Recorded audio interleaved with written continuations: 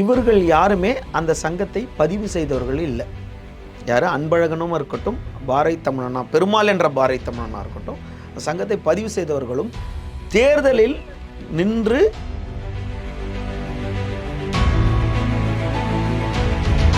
சென்னை பத்திரிகையாளர் மன்றம்னு தமிழில் இவங்க பண்ணலை, ஆங்கிலத்தில் பண்ணுறாங்க. எப்படின்னா CHENNAI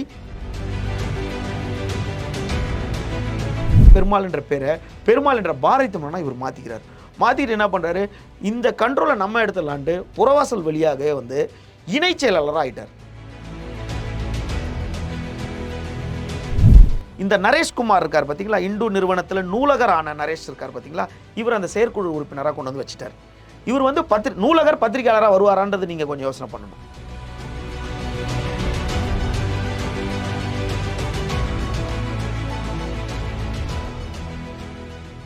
வணக்கம் நண்பர்களே. பல்வேறு விதமான பிரச்சனைகளை ஊடகங்களை வெளிக்கொண்டு வருவது பத்திரிகையாளருடைய ஒரு கடமை.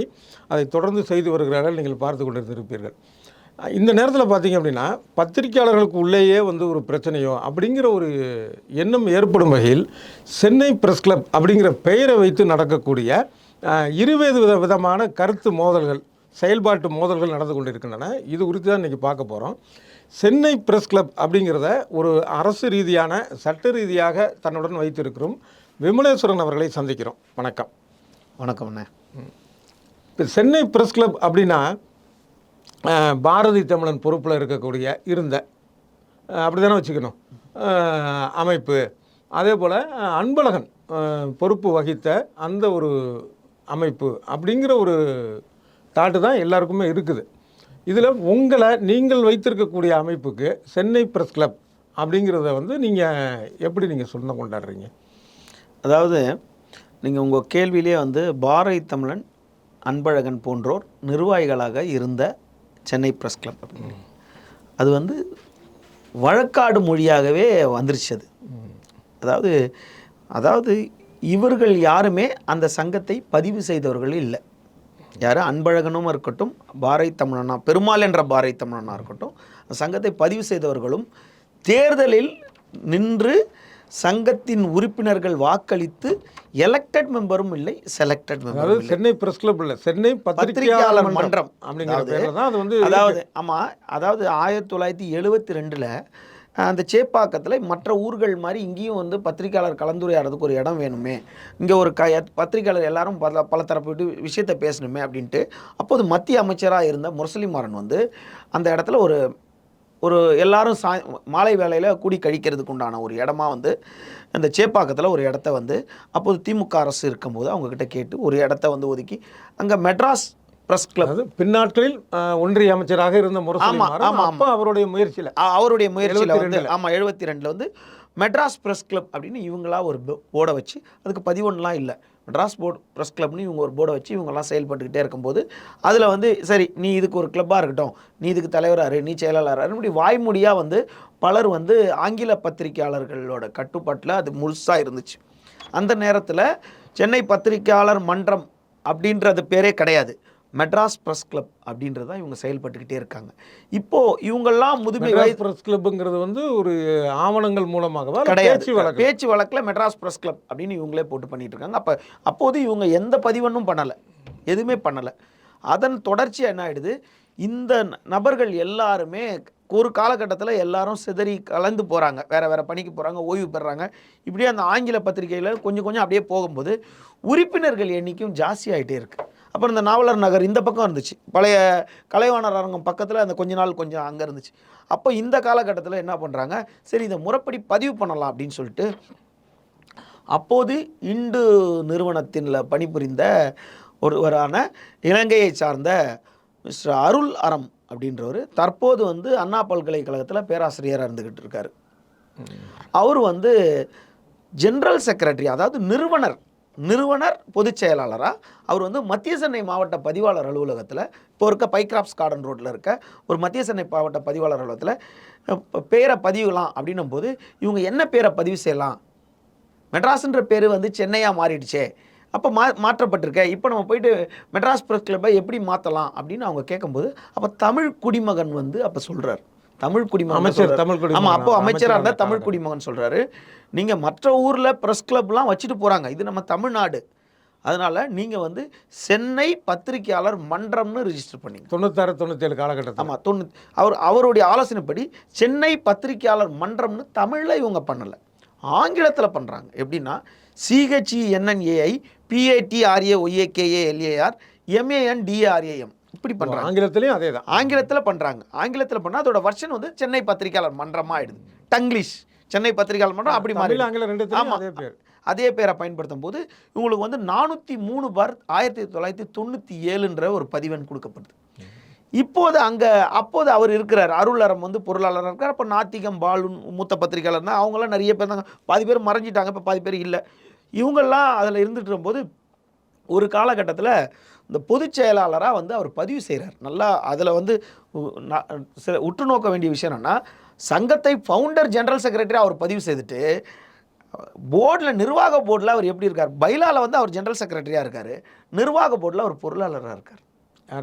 அருளரம் பொருளாளராக இருக்கு. இதற்கு நடுவில் அவருக்கு வந்து ஒரு அரசு பணி கிடைக்குது. அரசு பணி கிடைச்சோன்னா அவர் அங்கேருந்து விட்டுட்டு வர்றார். விட்டுட்டு வந்தோன்னா மற்றவங்களாம் இவங்க கூட நம்ம போராடிக்க வேண்டாம் அப்படின்னு சொல்லிட்டு தமிழ் பத்திரிகைகள் கொஞ்சம் வருது. அப்போ தமிழ் பத்திரிகை ஆங்கில பத்திரிகை இவங்களுக்கும் சில கருத்து மோதல்கள் இருந்துக்கிட்டே இருந்தோன்னா, நீ இவன் வந்தால் போக இடத்துக்கு நம்ம போக வேண்டாம் அப்படின்னு கொஞ்சம் பேர் ஒதுங்கி போகிறாங்க. இந்த காலகட்டத்தில் சிவகுமார்னு ஒரு நபரை வந்து நுழைகிறார். யார் அந்த சிவகுமார்னா, முதல்ல இருந்த அருளரம் வந்து இந்து நிறுவனத்தின் ஊழியர். அதே சிவகுமார் யாருன்னு கேட்டால் இந்து நிறுவனத்தின் கிரைம் பீட்டில் இருக்க ஒரு செய்தியாளர். 2 பேரும் செய்தியாளர்கள் அதே நிறுவனம். ஆமாம், அதே நிறுவனத்தில் செய்தியாளர். உடனே இவர் அங்கே வராரு. இவர் அங்கே வந்தவுடனே என்ன ஆயிடுறாரு, இந்து நிறுவனம் வேற, கிரைம் அருளரமோட பாலிசி வேற. அவர் வந்து அமைப்பாக கொண்டு வரணும், அவருக்கு ஒரு அரசு வேலை கிடச்சின்னு போயிட்டார். பட் சிவகுமார் வந்து ஆல்ரெடி பல குற்றச்சாட்டில் சிக்கிட்டு இருக்கார். அவரோட தந்தை வந்து ஒரு வழக்கில் சிக்கிறாரு, அவரையும் மறைக்கப்படுறாங்க, அதையும் காப்பாற்றப்படுறாங்க. அவர் வந்து பேராசிரியராக தான் இருக்கிறார். இல்லை, இதெல்லாம் ஆதாரம் இருக்கா உங்கள்கிட்ட? ஆமாம், வந்து ஒரு வழக்கு இருக்கு. அதெல்லாம் இல்லை. ஆதாரம் மேலே என்ன குற்றச்சாட்டு? அவங்க தந்தை இவர் மேலே என்ன பண்ணுறாரு, இவர் பேது, அதாவது சிவகுமார் பேது என்ன குற்றச்சாட்டுனா, அப்போது வந்து சென்னை பெருநகர காவல் ஆணையராக வந்து விஜயகுமார் இருக்கிறார். அந்த காலகட்டத்தில் இவர் என்ன பண்ணுறாரு, காவல்துறையில் பல இடங்களில் போயிட்டு சென்னை பிரஸ் கிளப் பேரை சொல்லி பணம் வசூலிக்கிறார். அது இல்லாமல் புதிய காவல் ஆணையர் இவர் தான் அப்படின்னு சொல்லிட்டு அப்போது இருந்த ஒரு ஐபிஎஸ் அதிகாரியோட மகன், பெண் ஐபிஎஸ் அதிகாரியோடைய மகனுடன் சேர்ந்து இவர் பல இடங்களில் வந்து செய்தியை வந்து தவறாக பதிவு பண்ணுறாரு கமிஷனர் பேரில். அப்போ அந்த சென்னை மாநகர காவல் ஆணையர் என்ன பண்ணுறாரு, இவர் எவ்வளோ ஆப்ளிகேஷன் நம்மக்கிட்ட கொண்டு வந்திருக்காரு, இந்த ஆப்ளிகேஷனாக நம்ம முடிச்சு கொடுத்துருக்கோம், இவர் நம்மளுக்கு அகேன்ஸ்டாகவே இதில் செய்தி போடுறாரு அப்படின்னு சொல்லிட்டு இவரை பற்றி ஃபுல் டீட்டெயில் எடுங்கன்னும் போது இவருக்கு எந்தெந்த இடத்துலேருந்து பணம் வருது இது எல்லா டீட்டெயில்ஸையுமே கேதர் பண்ணி எடுத்துகிட்டு போனோன்னே அவர் இந்து நிறுவனத்துக்கு அனுப்புகிறார் அந்த டீட்டெயில். உடனே இந்து நிறுவனம் அவரை வந்து கண்டித்து என்ன பண்ணுது, அவரை வெளியே அனுப்பிடுறாங்க. உடனே அவர் வந்து திரும்பவும் வந்து வேலைக்கு கேட்குறாரு. அப்போ ஏன் கூடயே இருன்னு சொல்லிட்டு இந்து நிறுவனத்தின் அதிபர் இப்போ இருக்க மேனேஜிங் டைரக்டர் அவர் கொஞ்ச நாள் கூட வச்சுக்கிறார். இந்து ராம் வந்து அவர் கூட வச்சுக்கிறார். இந்த காலகட்டத்தில் காவல்துறையில் இவர் பழைய மாதிரி செயல்பட முடியல. காவல்துறை கிரைம் பீட் பார்த்துக்கிட்டு இருந்தவரால் திரும்ப அவரால் செயல்பட முடியல. அவரோட மனைவி வந்து ஆஸ்திரேலியாவில் இருக்காங்க. அப்போ இதுதான் சாக்குன்னு சொல்லிட்டு ஆஸ்திரேலியா போயிடுறாரு. பிற்காலத்தில் ஆஸ்திரேலியாவில் இருக்க சிறைத்துறை வந்து தனியார் மயமாக்கப்பட்டது. அப்போ அதில் சிறைத்துறையில் பணி செய்து இப்போ அநேகமாக பணி ஓய்வு கூட பெறக்கூடிய நிலையில் தான் அவர் இப்போ இருக்கணும். அவர் அங்கே போயிட்டார், பாதியில் விட்டுட்டு போயிட்டார். அப்போது 2002 காலகட்டத்தில் அவர் விட்டுட்டு போயிட்டார். அப்போ 2001 மெம்பராக வராரு. யார்? பெருமாள் என்ற நபர். பெருமாள் என்ற நபர் எப்படி வராரு?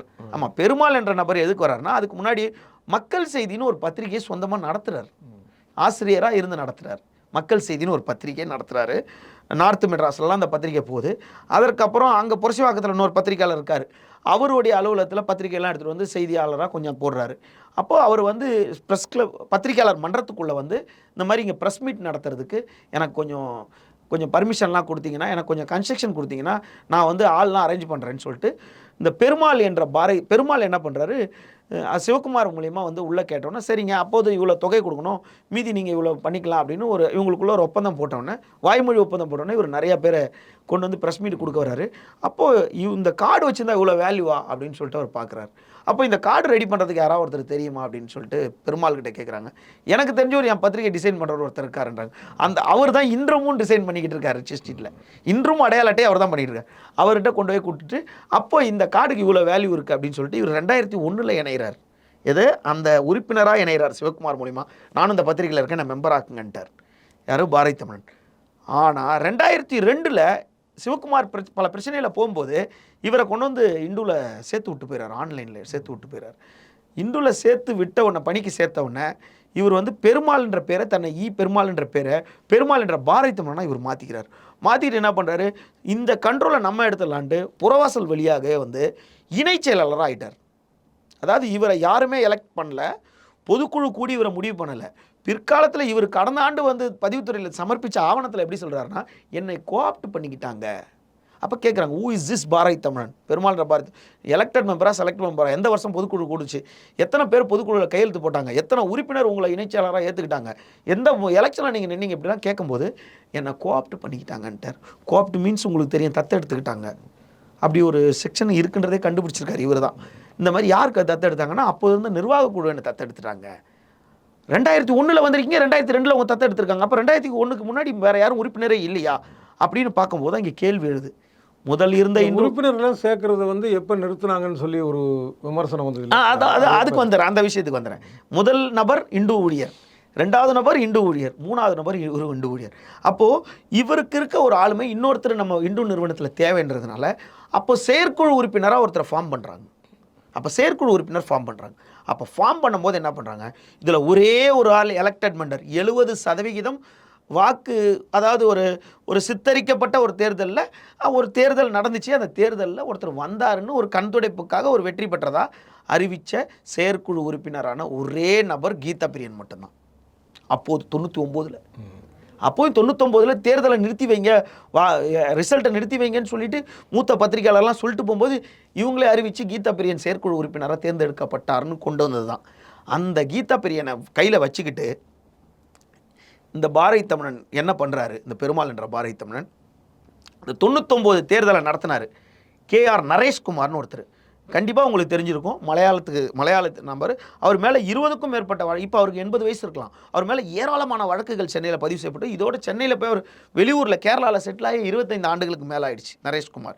இப்போ அவருக்கு 80 வயசு, 72 அந்த அப்போது தேர்தல் நடத்தினால 99 தேர்தல்னா நரேஷை வந்து கூப்பிட்டு செயற்குழு உறுப்பினராக போட்டுக்கிட்டு செயற்குழு உறுப்பினராக தேர்ந்தெடுக்கப்பட்டவரில் தேர்தலில் தேர்ந்தெடுக்கப்பட்ட கீதா பிரியனை பொறுப்பு தலைவராக நீங்கள் இருங்க அப்படின்னு சொல்லிட்டு பொறுப்பு தலைவராக கீதா பிரியனை பிரகடனப்படுத்திக்கிட்டு அதற்கு கீழே தலைவர் இல்லாமல், துணைத் தலைவர் இல்லாமல், துணை செயலாளர் இல்லாமல், இணை செயலாளராக, பொதுச் செயலாளர் இல்லாமல் இவர் இணை செயலாளராக பாரதி தமிழன் வந்துட்டார். அப்போது பாரதி தமிழனுக்கு இந்த நாலேஜ் இருந்தாலும் ஒரு யாரையும் எதிர்க்கக்கூடிய துணிவு வேணும் அப்படின்னும் போது Chennai union of journalist CUJ அப்படின்னு ஒரு அமைப்பு வந்து தனியாக ஒரு தொழிற்சங்கத்தை பதிவு பண்ணி நடத்தி கொண்டிருந்த அன்பழகனை பொருளாளராக இதில் இணைக்கிறார். பொருளாளராக அன்பழகனை இணைச்சுன்னா அப்போ 3 பேர், கீதா பிரியன், பாரதி தமிழன், அன்பழகன். இவங்க 3 பேருக்கு அப்புறம் மீதி பேர் செயற்குழு. இந்த செயற்குழு உறுப்பினர் யாருன்னா சுந்தர வடிவேல் அண்ணன், உங்களுக்கு தெரியும், சீனியர் ஜேர்னலிஸ்ட் மறைந்த சுந்தர வடிவேல் அண்ணன். அதற்கு அப்புறம் மறைந்த கோசல்ராம் 2. 3வது வந்து இப்போது கேரளாவில் இருக்கிற நரேஷ், இவர் அது KV தாமஸ்ன்னு ஒருத்தர்.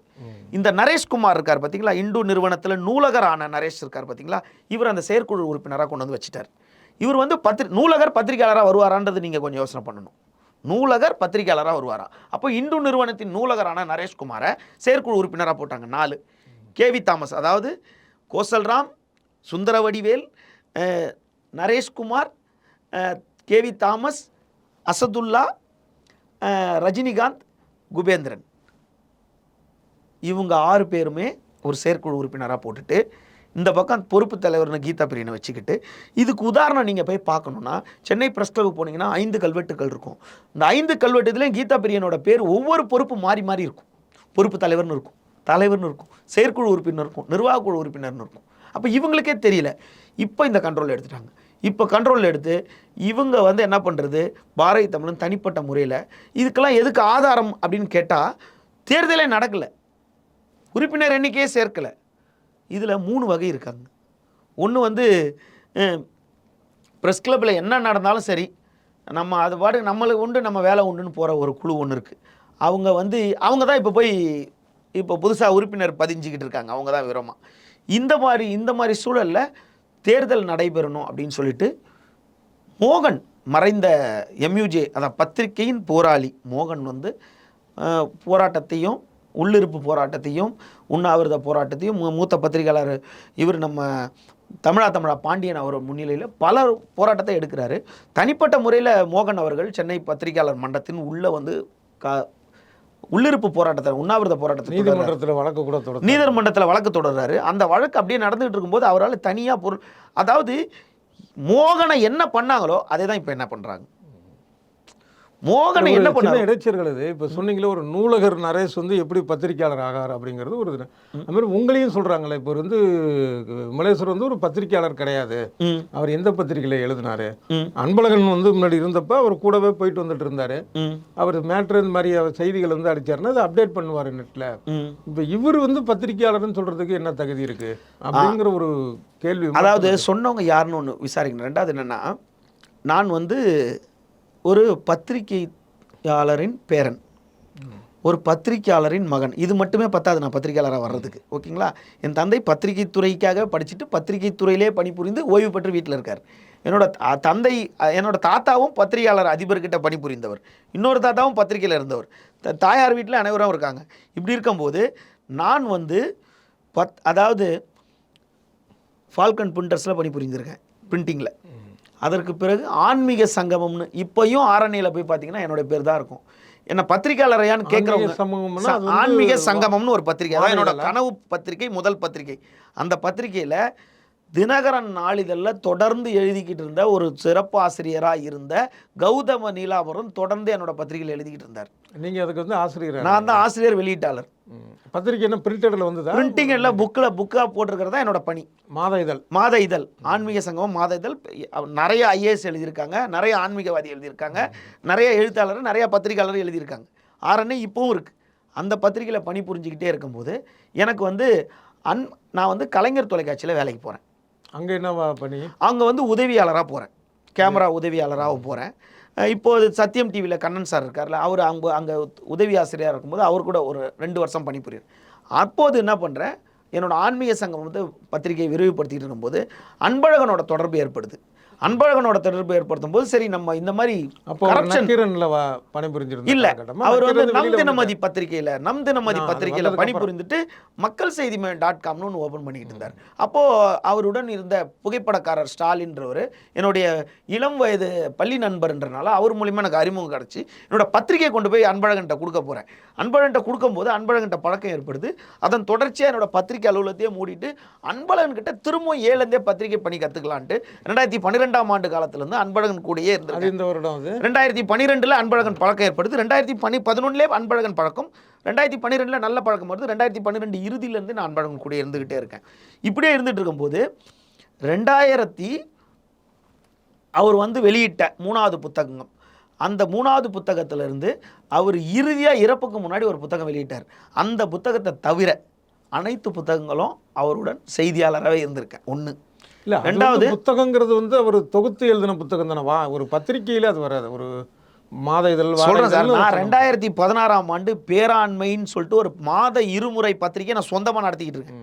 ஆசிரியர் வெளியிட்டு. ஆமாம், மக்கள் செய்தி மையம் ஓபிசி நியூஸ் பிரைவேட் லிமிடெட் செய்தி நிறுவனமாக அன்பழகன் பதிவு செய்யும் போது அதற்கு ஒரு ஆண்டு முன்னாடியே பேராண்மை பிரின்சன் மீடியா ஓபிசி பிரைவேட் லிமிடெட்னு ஒரு செய்தி நிறுவனத்தை துவங்கி 4 காட்சி ஊடகத்துக்கும் 2 அச்சு ஊடகத்துக்கும் தொடர்ந்து செய்தி வழங்கி கொண்டு அதன் மூலமாக வருமானம் ஈட்டி கொண்டிருக்கிறேன். ஓகேங்களா? ஆத்ம யோகா பப்ளிகேஷன் ஒரு பப்ளிகேஷன் சொந்தமாக வச்சு கொண்டிருக்கேன். அதற்கும் மாதத்தில் 2 புத்தகம் வெளியிட்டு கொடுத்துக்கிட்டு இருக்கோம். இல்லை, அது வேற பப்ளிகேஷனுங்கிறது வேற, அதுக்கும் ப்ரெஸ் கிளப்புக்குமான தொடர்பு சொல்லுங்கள். அதாவது ப்ரெஸ் கிளப், அதாவது சென்னை பத்திரிகையாளர் மன்றத்தை வந்து வழக்கமாக ப்ரெஸ் கிளப்னு அவங்க வந்து பேச்சு பொருளாக. ஏன் அப்படின்னா பத்திரிகையாளர் மன்றம்னு இவர் தமிழ் குடிமகன் அறிவித்தாலும் வெளியூரில் போய் சொல்லும்போது பத்திரிகையாளர் மன்றம்னா ஒன்றும் ரெஸ்பான்ஸ் பண்ண மாட்டாங்கன்றனால Kerala press club, Andhra press, Delhi press club, Bombay press கிளப்ன்ற மாதிரி சென்னை ப்ரெஸ் கிளப்னு இவங்க வழக்கு மொழியாக வச்சுக்கிட்டாங்க. இப்போ அதை தான் வந்து என்ன ஆயிடுச்சுன்னு கேட்டால், இவர் பாரதி தமிழன் 2002ஆம் ஆண்டு வரார் பார்த்தீங்களா, அந்த 2002ஆம் ஆண்டு தான் கடைசியாக வந்து ஆண்டறிக்கை கோர்வைக்கு தாக்கல் செய்யப்பட்டிருக்கு பதிவுத்துறையில். தணிக்கை செய்து தாக்கல் செய்யப்பட்டிருக்கு 2002. அது கூட ஏதோ மேஜிக் பண்ணியிருக்காரு. 2002க்கு பிறகு நான் இந்த விஷயத்துக்கு வந்துடுறேன். இந்த பத்திரிகையாளர் மன்றத்தில் அன்பழகன் கூட இருக்கும்போது அன்பழகன் வார இதழ் துவங்குறார். உள்ளாட்சி அலசல்னு ஒரு வார இதழ் 2016ஆம் ஆண்டு ஆகஸ்ட் மாதம் 17ஆம் தேதி துவங்குறார். அதில் 56 இஷ்யூவை கொண்டு வந்திருக்கார். 56 இதழ், ஆமாம், வார இதழ் 52வது இஷ்யூவில் அவர் கைது செய்யப்படுறார். 27 வழக்கில் குண்டர் சட்டத்துக்கு பதிவு செய்யப்படுறார்.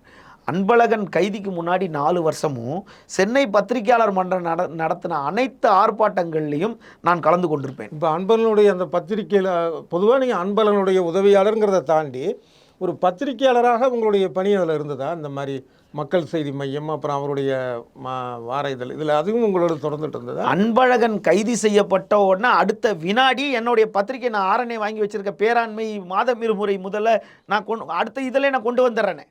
அடுத்த இதிலே கொண்டு வந்துடுறேன். தினம் ஒரு ஊழல். எனக்கு என்ன ஒரு இதுனா, இப்போ நீங்கள் நிறைய வீடியோக்கள் விளக்கமாக பேசியிருக்கிறீங்க, அதை பார்த்தாலே புரியும் பல விஷயங்கள் நீங்கள் சொல்லியிருக்கிறது. ஒரு கேள்வி என்ன வருது அப்படின்னா, இப்போ அன்பழகன் கூட கிட்டத்தட்ட ஒரு 10 ஆண்டுகள் இருந்திருக்கீங்க. 9 ஆண்டுகள். அப்போ நீங்கள் இருக்கிறதுக்கு முன்னாடியிலேருந்தே அன்பழகனுடைய நடவடிக்கை சரியில்லைன்னு பின்னால் நீங்கள் வந்து அதை அவர் இருக்கும்போதே சொல்ல ஆரம்பிச்சிட்டேன். அப்போ நீங்கள் அவர் கூட இருந்தப்போ நீங்கள் அதை சொல்லலையா? அத்தனை 9 வருஷம் இருந்துக்கீங்க, ஏங்க இந்த மாதிரி ஒரு சங்கத்திலன்னு பொறுப்பில் இருக்கீங்க, இந்த மாதிரி தவறுகள் நடக்குது இல்லை, இப்போ நீங்கள் வைக்கிற சார்ஜை வந்து 2019ஆம் ஆண்டு தான் இந்த சென்னை பத்திரிகையாளர் மன்றத்தின் முழு நிலைப்பாடு நம்மளுக்கு தெரியுது. சென்னை பத்திரிகையாளர் மன்றத்தில் இவ்வளோ குளறுபடி இருக்குன்றதே 2019 ஆண்டு தெரியுது. அதையும் அவர் பாணியிலே தகவல் பெறும் உரிமை சட்டம் மூலியமாக நான் வாங்குறேன். அப்போ வாங்கிட்டு அன்பழகன் மறைந்ததுக்கு அப்புறம் பேசலை, அன்பழகன் உயிரோடு இருக்கும்போதே ஒவ்வொரு நிர்வாகிகள் பற்றி ஒரு வீடியோ போட்டுக்கிட்டு இருக்கேன். இன்னமும் அந்த வீடியோ சமூக வலைதளத்துக்கு இப்போ கூட உங்ககிட்ட காட்டியிருப்பேன். அன்பழகன் இருக்கும்போது அவரே பதறுவார், ஐயோ அடுத்து நம்மளை பற்றி தான் வீடியோ போட்டுருவானோன்ட்டு. அப்போ காலையில் அவர்கிட்ட பேசுவேன் செய்தி சனமா. சரி, இப்போ சுருக்கமாக சொல்லுங்கள் மாதிரி. ஆனால் நிறையா நீங்கள் வீடியோ பேசுகிறீங்க, நம்ம நேயர்களுக்காக நீங்கள் குறிப்பிட்டு சொல்கிறீங்க இல்லையா, அன்பழகன், அதே போல் இவர் பாரதி தமிழன், அப்புறம் அசதுல்லா, இவங்களை பற்றி தான் நீங்கள் நிறையா பேசியிருக்கிறீங்க. இவங்க தானே அதை கட்டுக்கோப்பாக வச்சு அந்த இதை கண்ட்ரோல் வச்சுருந்தாங்க. கீதப்பிரியன் இது இவங்க 4 பேருடைய செயல்பாடுகளை பற்றின உங்கள் விமர்சனத்தை சுருக்கமாக சொல்லுங்களேன். இத்தனை வருடங்களில் இதெல்லாம் வந்து தவறாக பண்ணாங்கன்னு சொல்லி நீங்கள் நிறையா சொல்கிறீங்க. அதாவது நீங்கள் சுருக்கமாக சொல்லுங்களேன். அது உறுப்பினர் எண்ணிக்கைன்றதே அவங்க உறுப்பினர் சேர்க்கைன்றதே ஸ்டாப் பண்ணிட்டாங்க. முழுக்க வந்து கணக்கு வழக்கில் வந்து இப்போது ஒரு 7 பேர் கொண்ட குழு வந்திருக்காங்க. இது முழுக்க அபாண்டமான ஒரு வழிகாட்டு குழு கிடையாது. இவங்க வந்து வருவோம். ஆமாம், அவங்க செய்ததை சொல்கிறேன். அவங்க நீங்கள் என்னென்ன சார்ஜ் வைக்கிறீங்க அவங்க மேலே? அவங்க என்ன சார்ஜ் வைக்கிறோன்னு கேட்டால், அவங்க முழுக்க ஒரு சார்பு எந்த காவல்துறை அதிகாரி வராங்களோ அந்த காவல்துறை அதிகாரிக்காக செயல்பட்டுக்கிட்டு இருந்தாங்க. ஆண்டறிக்கை கோர்வைக்கு தாக்கல் செய்யப்படவே இல்லை. அவங்க நீதிமன்றம் என்ன சொல்லுது? காவல்துறை அதிகாரிக்கு சார்பான எனக்கு புரியல. அதாவது யார் ஒருவர் காவல்துறைக்கு எதிரான செய்தி வெளியிடுறாங்களோ அவங்கள உடனே கூப்பிட்டு கண்டிப்பாங்க. அவங்கள கண்டிக்க முடியலை அப்படின்னா அவங்கள போலி பத்திரிகையாளர் முத்திரை குத்திடுவாங்க. இப்படி தான் நானும் குத்தப்பட்டேன். ஏன்னு கேட்டால், காவல்துறையை மட்டும் தன்னோட கண்ட்ரோலில் வச்சுக்கிட்டு எடுத்த உடனே கமிஷனர் ஃப்ரெண்டுன்னு தான் பேசுவாங்க. இதோ இன்றைக்கு ஓய்வு பெற இருக்க ஏகே விஸ்வநாதன் இருக்காரு, அவர் கண்ட்ரோலில் இருக்கும்போது ஃபோனில் பேசும்போது என்ன புகார் உங்களுக்கு இருக்குது? வேற என்ன புகார்னா, அதாவது 2 வங்கி கணக்கு இருக்குது சார். டிஎன்எஸ்சி வங்கி கணக்கு இருக்குது, சென்ட்ரல் பேங்க் ஆஃப் இந்தியா வங்கி கணக்கு இருக்குது. உங்கள் வீட்டு பக்கத்தில் உங்களுக்கு பக்கத்திலே ஒரு வங்கி இருக்குது. அந்த வங்கியில் உங்களோட பணத்தை போடுவீங்களா? ஒரே சலுகை தான் ரெண்டுத்துலேயுமே. ரெண்டு வங்கியில் ஒரே சலுகை. 3 கிலோமீட்டர் தள்ளி இருக்க வங்கியில் நீங்கள் பணத்தை செலுத்துவீங்களா? அப்போது 2 வங்கி கணக்கு வச்சுக்கிட்டாங்க. 2 வங்கி கணக்கு வச்சுக்கிட்டு ஒரு வங்கி கணக்கில் பணத்தை செலுத்திக்கிட்டே இருக்கிறாங்க. ஒரு வங்கி கணக்கில் மாதம் 1 லட்சம் ரூபாய்க்கு மேலே தாண்டதே இல்லை. இன்னொரு வங்கி கணக்கில் மாதம் 5 லட்சம் 8 லட்சம் 10 லட்சம் இப்படி தாண்டுது. இந்த கணக்கை கொண்டு வரதே இல்லை கணக்கில். இந்த டிஎன்எஸ்சி வங்கி கணக்கை மட்டும் கொண்டு வந்துக்கிட்டு இருக்காங்க. இது அபண்டமாக வெளியே உடைக்கிறேன். சென்ட்ரல் பேங்க் ஆஃப் இந்தியாவில் அக்கௌண்ட் இருக்குது. அப்போது டிஎன்எஸ்சி வங்கியில் 2017 வரைக்கும் வருடம்தோறும் 49,000 சில்லரை வந்துக்கிட்டு இருக்குது. எப்படி? இப்போ பத்திரிகையாளர் வைப்பு நிதியிலிருந்து. ஆனால் 2019ஆம் ஆண்டு 10 லட்சத்தையும் காணும். இப்போ இந்த காவல்துறை அதிகாரிகளுக்கு ஆதரவாக செயல்பட்டாங்கிறத வந்து ஒரு ஆதாரத்தோடு நம்ம நிரூபிக்க முடியாது. ஏன்னா ஒரு பேச்சு வழக்கில் நடந்ததாக நீங்கள் சொல்கிறீங்க. அதாவது ஒன்று இல்லை என்னுடைய கேள்வி இது. இதனால் அது ஒரு பக்கம் இருக்கட்டும். இன்னொன்று, இந்த பண ரீதியான விஷயம்னா இதுக்கு ஆதாரம் இருக்கு அவங்கள்ட்ட. அந்த எல்லாத்துக்கும் அவங்க மோசடி எல்லா ஆதாரமும் வலைதள கணக்கில் வந்து கோளாறு கொடுக்காங்க. அந்த மாதிரி இருக்குதான். அந்த அடிப்படையில் தான் மே மாதம் 25ஆம் தேதி சென்னை பத்திரிகையாளர் மன்ற கட்டிடத்திற்குள் எங்கள் சென்னை பிரஸ் கிளப், அதிகாரப்பூர்வ சென்னை பிரஸ் கிளப் உள்ளே சென்று கருப்பு மை பூசி எங்களுடைய லட்சணையும் எங்களுடைய பேரை அளிக்கக்கூடிய அனுமதியை வழங்கினதுக்கு காரணமே இவ்வளோ ஆவணங்களை நாங்கள் சமர்ப்பிச்சது. இன்னொரு இது விஷயம் என்னென்னா, அவங்க தரப்புன்னு ஒன்று இருக்குது. நம்ம அது அடுத்த பேட்டிகளில் அதையும் கேட்போம் அவங்கள்ட்ட. இன்னொரு இது என்னென்னா, இப்போ சரி நடந்துருச்சு, இது இத்தனை விமர்சனங்கள் இருக்குது. இது தாண்டி இப்போ ஒரு குழு அமைச்சிருக்கிறாங்க. அவங்க வந்து பழைய உறுப்பினர்களை வந்து மறுபடியும் சேர்க்கறதுக்கான வேலைகளில் இருக்காங்க. அடுத்ததாக புது உறுப்பினர் சேர்க்க போகிறாங்கங்கிற ஒரு தகவல் வருது. இந்த சூழலில் இப்போ பழைய தவறுகள்னு உங்கள் பாணியில் சொல்ல போனாலும் அதை களைவதற்கான ஒரு விஷயமா இந்த குழு இருக்கிறதா நினைக்கிறீங்களா? சத்தியமாக இல்லை. மூத்த பத்திரிகையாளர்களே நரேஷ்குமார் யாருன்னு தெரியல. இப்போ இந்த நரேஷ்குமாரை நான் எங்கேயோ பார்த்துருக்கேனே, ஐயோ நரேஷ்குமார், ஐயோ வின் டிவியில் இருக்கார், அவர் தான் எல்லாருக்கும் பரிச்சயமானவர். அப்போ இந்த நரேஷ்குமார், இவர் பத்திரிகையாளரே இல்லை, இவர் நூலகர். சேப்பாக்கம் கிளப்ல இவருக்கு என்ன வேலை? 30 வருஷம் ஒரு மெம்பரே இல்லை. கட்டி கொடுத்தவர் யாரு? கட்டிடம் இல்லை என்பதால் 2009ஆம் ஆண்டு ஏப்ரல் மாதம்